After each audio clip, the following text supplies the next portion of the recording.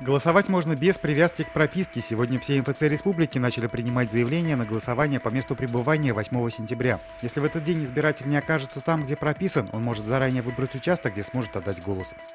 Купание в необорудованных местах, падение в воду, переворачивание лодки и недостаточный контроль за детьми. Спасатели назвали основные причины гибели на воде. С начала этого года в Татарстане утонул 31 человек, в том числе 4 ребенка. Юные таланты созвездия Йолдызлык прилетели в Казань с лагерной смены. Дети смогли поучаствовать в крупных мероприятиях Крыма, выступили в Севастополе на Дне военно-морского флота и дали концерт на главной площади Бахчисарая.